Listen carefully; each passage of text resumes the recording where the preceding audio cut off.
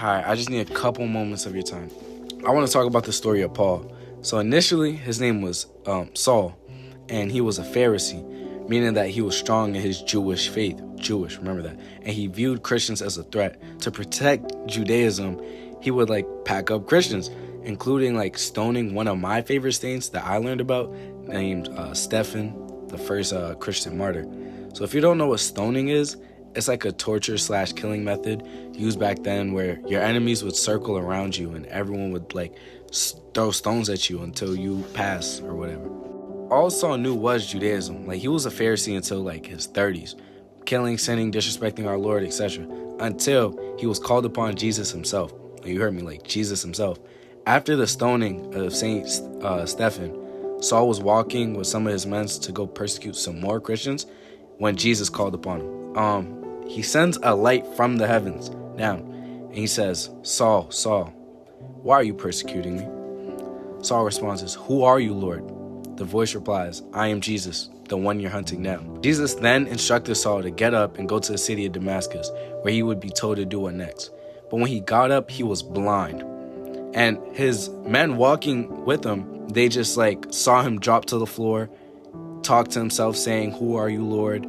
And then when they went to go pick him up, he was blind. So that's the funny part. His men ended up having to walk him by hand to Damascus. They completely disregarded the fact that they were going to go persecute Christians. They brought him to Damascus, and he did not eat, see, drink for 3 days straight until a disciple named Ananias came, put his hands on his eyes, and restored his vision. On some healing jutsu and Naruto type John, right? Saul, in the matter of 3 days, felt the power of the Lord, heard the power of the Lord, blinded by the power of the Lord, and healed by the power of the Lord. He could not deny it now, right?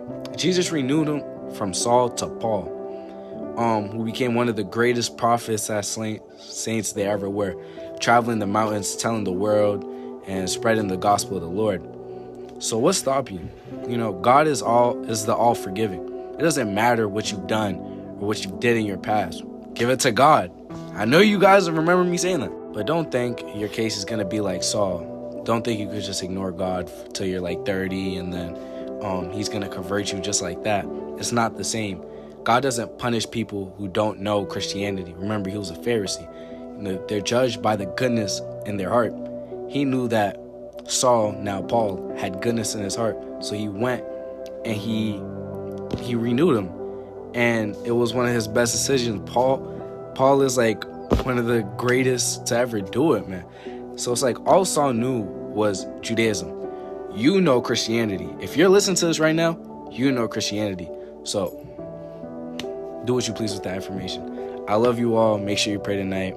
All right, so I just watched it. I just want to clarify some points in case you don't know. The story is, after he was stoning, persecuting Christians, he felt the power of God, and the men with him did not see what was going on. They just saw him drop to the floor and get up blind. And they brought him to Damascus, and he was healed. And after that, his name went from Saul to Paul, and Paul became one of the greatest prophets this planet Earth has seen, man. There's many stories about Paul. You can read all about it.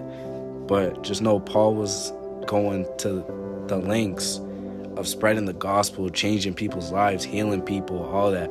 So, yeah, if that clears stuff up.